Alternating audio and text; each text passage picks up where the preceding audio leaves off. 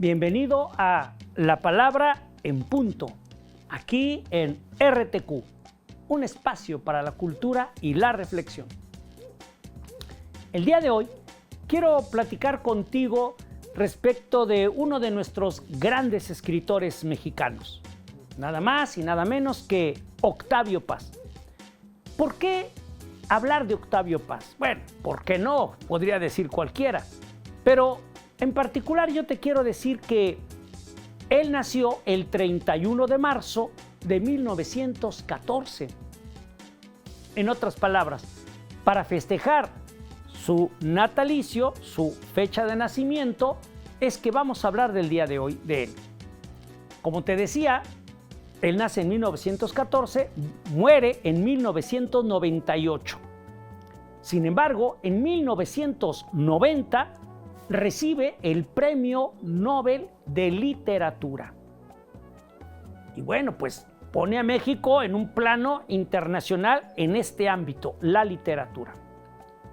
Es el único que ha recibido en este ámbito, en esta área, ¿no?, un premio Nobel de nuestro país. ¿Cómo hablar de Octavio Paz? Bueno, quiero compartir contigo, me parece, el punto focal, vertebral, central, principalísimo de Octavio Paz. ¿Cuál es?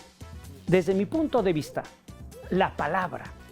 ¿Por qué la palabra? Bueno, porque él le dio tanta importancia a la palabra que la desmenuzó, la abrió, la partió y en ese sentido la hizo florecer.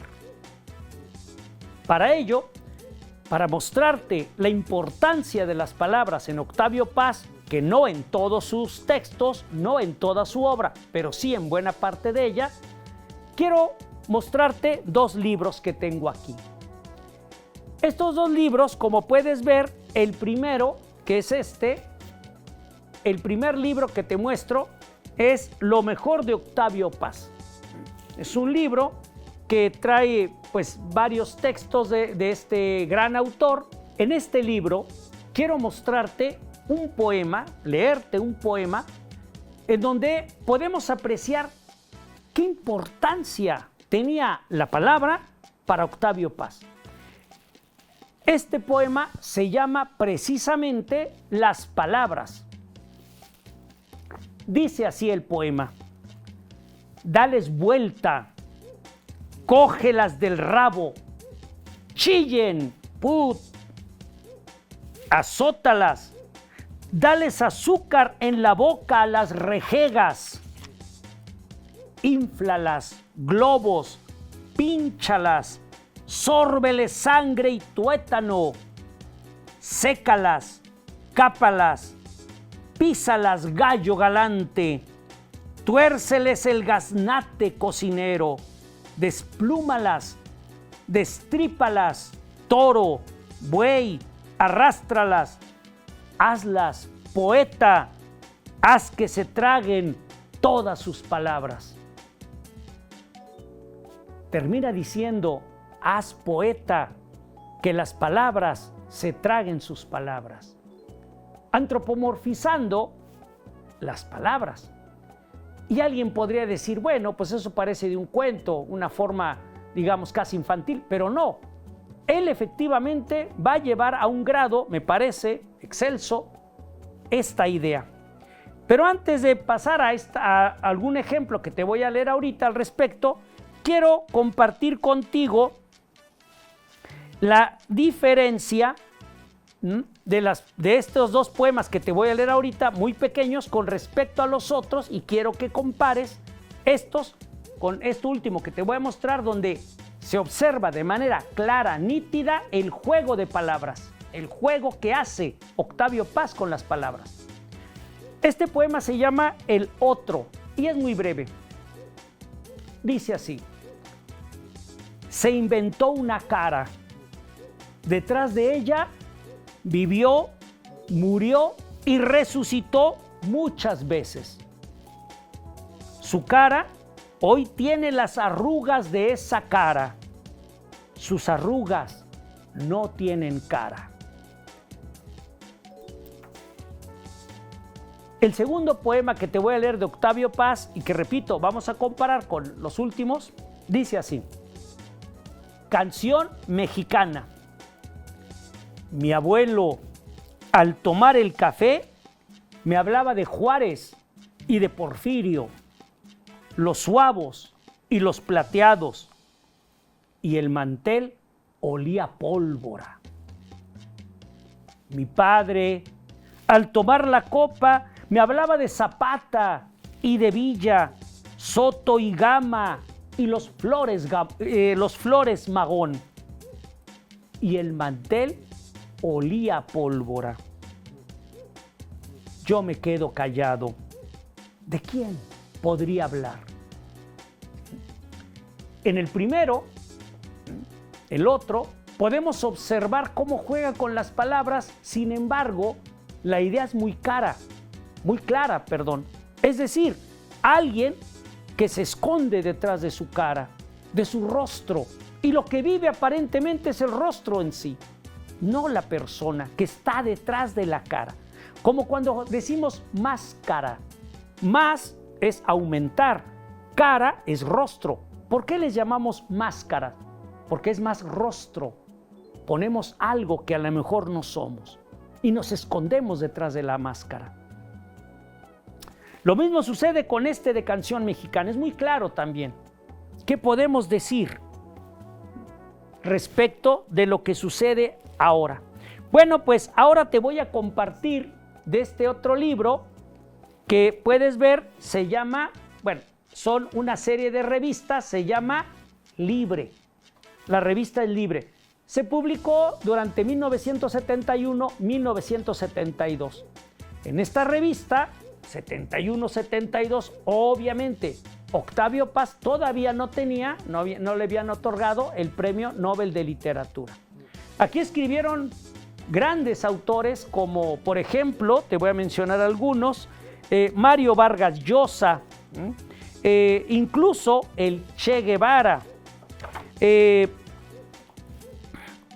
por ejemplo, Carlos Fuentes, Luis Goytisolo, Julio Cortázar, Donoso, etcétera. Los grandes escritores de aquella época, de los inicios de los años 70, y que siguieron siendo también varios de ellos grandes escritores y dejaron una gran obra. Bueno, pues en esta revista, que te digo, se llama Libre, que fue empastada como un solo libro, pero realmente son varias revistas, Octavio Paz escribe un ensayo que se llama El simio gramático. Sí, te has de haber dado cuenta. ¿Cómo que simio gramático? Si él tiene un libro que se llama El mono gramático. Bueno, pues una cosa es su libro, El mono gramático, y otra cosa es este que se llama El simio, voy a ponerlo aquí, El simio gramático. Este es el simio gramático. Y te voy a leer algunos fragmentos de esta obra excelsa, desde mi punto de vista, y quiero que veas cómo para Octavio Paz, festejando su natalicio, las palabras son muy importantes. Y qué mejor manera de recordarlo que tomando en consideración el gusto y el aprecio que le tenía a las mismas. Voy a leer algunos fragmentos. Dice así: los signos se comen a los signos. Repeticiones. Andas perdido entre las repeticiones. Eres una repetición entre las repeticiones. Eres, soy. Es una repetición entre repeticiones. Es, eres, soy. Soy es eres. Eres es soy. Aquí podemos observar cómo las palabras, repito, no solamente se quedan en algo que va hacia afuera para describir la realidad, como en el caso, por ejemplo, del segundo poema que te leí, donde ahí lo importante es hablar de lo que sucedía alrededor del hombre. En el primero, en cambio, de lo que sucede al ser humano como en una introspección, pero de él mismo. En cambio aquí es ver al hombre, pero más bien a través del filtro de las propias palabras. Sigo leyendo. El árbol no es el nombre árbol. Fíjate qué interesante. El árbol no es el nombre árbol. Tampoco es una sensación de árbol. Es la sensación de una percepción de árbol que se disipa en el momento mismo de la percepción, de la sensación de árbol. Los nombres, ya lo sabemos, están huecos. Pero lo que no sabíamos, si lo sabíamos, lo habríamos olvidado, es que las sensaciones son percepciones de sensaciones que se disipan, sensaciones que se disipan al ser percepciones, pues si no fuesen percepciones, ¿cómo sabríamos que son sensaciones? Sensaciones que no son percepciones, no son sensaciones. Percepciones que no son nombres, ¿qué son? Y bueno, otra vez aquí Octavio Paz, desde un sentido, digamos, cuasi filosófico, porque él su ámbito es la literatura, por eso digo cuasi filosófico, nos muestra algo que es básico y que era una discusión que había desde la antigua Grecia entre Crátilo y Hermógenes. En el diálogo de Platón, el Crátilo. ¿Cuál era esa discusión entre Crátilo y Hermógenes? Y que el intermediario era Sócrates. Bueno, Crátilo sostenía que los nombres que tienen los seres, los animales, las plantas, los objetos, corresponden a esos nombres, a esos seres, a esas plantas, a esos objetos, por naturaleza. El caballo es caballo, por lo tanto su nombre es caballo. La montaña es montaña porque es una montaña, etc. Contrario a ello, Hermógenes sostenía que todos los nombres son convencionalismos, son producto de la razón y de lo que los seres humanos elucubramos y acordamos llamarle así, ¿no? Y bueno, esa discusión entre el Crátilo y Hermógenes duró muchos siglos y hoy todavía se sigue discutiendo, aunque desde otros enfoques hermenéuticos, epistemológicos, incluso metafísicos, ontológicos, es más, etc. Pero aquí Octavio Paz lo que nos dice es que el árbol no es el nombre árbol. ¿Qué es entonces el árbol? Lo podemos decir en árabe, en persa, en inglés, en ruso, en chino, y sigue siendo árbol. ¿Qué hace al árbol ser árbol?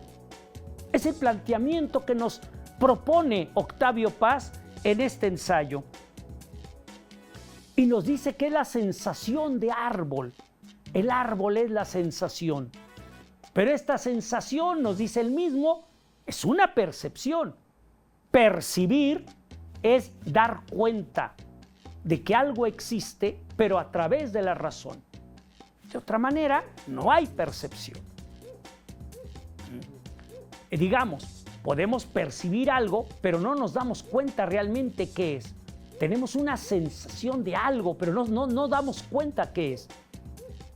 Cuando entran las palabras, definimos el objeto que aludimos y en ese sentido, como diría un gran filósofo de mediados del siglo XX, José Ortega y Gasset, las palabras, cuando definen las cosas, hacen que las cosas caigan bajo nuestro poder.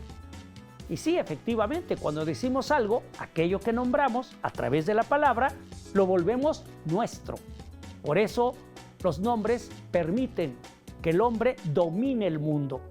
Y cuando digo domine, no me refiero en un sentido vulgar, corriente, en el sentido de ser mandamás. No, de dominus, dominem, ser señor, poseerlo. No necesariamente en un sentido físico, sino acá, poseerlo en la mente.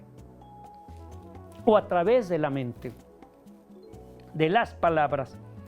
Sigo leyendo Octavio Paz y dice así: si todo está hueco, también está hueco el todo está hueco. Este vacío esta cuestión de lo huero, H-U-E-R-O, huero, que es lo fatuo, lo vacío, lo hueco, nos lleva a pensar que la propia idea de la vaciedad, de la oquedad, en sí misma está vacía. ¿Qué podríamos decir entonces del vacío si al nombrar aquello que no, en donde no hay nada, utilizamos un término que absolutiza aquello diciendo que no existe o que no hay nada en ello con una palabra que es un todo? Porque desde esta palabra podemos referir una totalidad. Al final de cuentas, el vacío es eso también. Sigo leyendo y dice así. Esta parte es la que más me gusta a mí. Dice así: las cosas se vacían y los nombres se llenan. Fíjate qué hermoso. Las cosas se vacían y los nombres se llenan. Ya no están huecos. Los nombres son plétoras, son dadores, están henchidos de sangre, leche, semen, savia, están henchidos de minutos, horas, siglos, grávidos de sentidos y significados y señales. Son los signos de inteligencia que el tiempo se hace a sí mismo. Los nombres, ojo, los nombres les chupan los tuétanos a las cosas. Las cosas se mueren sobre esta página. Las cosas se mueren para que vivan los nombres. Entre mis labios el árbol desaparece mientras lo digo, y al desvanecerse, aparece. Las cosas dejan de existir para que existan los nombres. ¿Cuántas cosas hubo en el mundo desde los orígenes de la humanidad que ya no existen? Y sin embargo están acá, en las palabras con las que los referimos, los mencionamos. ¿Qué queda en el mundo si no es la palabra? ¿Y qué somos los seres humanos si no palabras? Por eso dice así, casi para terminar, dice: el árbol que digo no es árbol que veo. Árbol no dice árbol. El árbol está más allá de su nombre. Fíjate, el árbol está más allá de su nombre. Te invito a reflexionar al respecto. Somos el nombre que nos define, y esta definición nos acota, nos limita o abre la posibilidad para la reflexión. Soy más que el nombre, aunque el nombre sea parte de mi identidad. Pero ¿hasta dónde soy? ¿Por qué soy? ¿Cómo soy? Para mí y para los demás. Todo esto tiene que ver con las palabras. Y Octavio Paz, en este ensayo, nos propone reflexionar sobre las mismas. Y bueno, pues es lo que quería compartir contigo el día de hoy. Aquí, fíjate cómo se llama nuestro programa, La Palabra en Punto. No hay solamente, digamos, una palabra que pudiera definir al hombre. De hecho, si te fijas, ¿de qué manera nos hemos definido? Homo sapiens, el hombre que piensa. O más aún, en los últimos años, Homo sapiens sapiens, el hombre que piensa, ¿qué está pensando? Doble abstracción. De tal manera que entonces nuestra propia definición nos invita a no nada más divertirnos, a no nada más pasar los días, a irla pasando. Por naturaleza somos pensantes. Luego entonces, si el pensamiento es lo que nos da sustento, las palabras con las cuales pensamos tendrían que sernos vitales. Vitales. Y escoger qué palabras queremos decir en nuestra vida, qué palabras rechazamos, qué lenguaje queremos ser. Recuerda que Martin Heidegger en algún otro momento te leía un fragmento de él y te lo compartía, dice así, que el lenguaje es la casa del ser. Martin Heidegger. ¿Dónde habitas? ¿Dónde vivo? ¿Dónde vivimos? En el lenguaje que hablamos, diría Heidegger. Y el mismo Heidegger, más adelante, sigue escribiendo. Y a los pensadores y a los poetas les corresponde cuidar el lenguaje. Eso dice Heidegger. ¿Y qué hace en este ensayo Octavio Paz como un gran poeta? Cuidar el lenguaje. ¿Y cuidar lo que significa? No meterlo en una jaulita, en una, digamos, en una cómoda, en un librero. Cuidarlo es cultivarlo. Las palabras, al final de cuentas, en tanto las cultivamos, nos permiten ser siendo, cultivarnos a nosotros mismos. En ese sentido, te invito a que reflexiones, por ejemplo, otras definiciones que nos hemos dado como seres humanos. Por ejemplo, también nos hemos definido como Homo faber. Faber, en latín, de ahí viene la palabra fábrica. ¿Y qué es Homo faber? El hombre, el ser humano que crea, que fabrica, que produce. Porque somos los únicos seres en la Tierra que producimos cultura, ciencia, tecnología, arte, filosofía, religión, mitos, etcétera. Cultura, palabras, en este sentido, que permite no solamente estar en el mundo, sino estarlo de una manera particular, a través de la razón, de la reflexión. Otra definición con la que nos hemos identificado es la de Homo viator, con V. ¿Qué es viator en latín? Viajar. Entonces, si decimos Homo viator, lo que estamos diciendo es el hombre, el ser humano que viaja. Somos viajeros por naturaleza. Y cuando digo viajeros, no me refiero nada más a ir de aquí a otro país o a otro estado de la República. No, viajamos también al espacio exterior.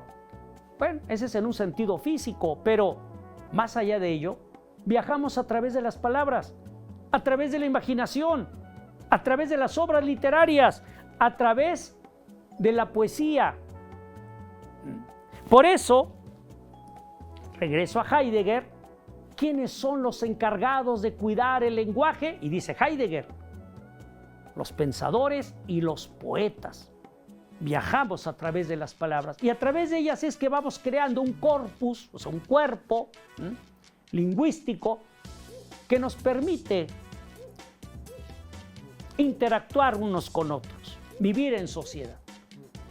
Y bueno, así como estas dos definiciones, tenemos otras más. Homo ridiculus, por ejemplo, tenemos miedo al ridículo. Somos los únicos seres que nos da pavor el ridículo. Otra más es el hombre que ríe, porque el único ser en el mundo que ríe es el ser humano. Y bueno, así hay varias definiciones. Espero que esta sesión, este día, este programa haya sido de tu interés. Pensar en Octavio Paz, leer Octavio Paz, te invito a que leas su obra y que nos veamos en una siguiente edición, aquí en La Palabra en Punto y en mi canal de YouTube, Martín Hurtado. Te espero en una siguiente edición. Hasta entonces, aquí en RTQ.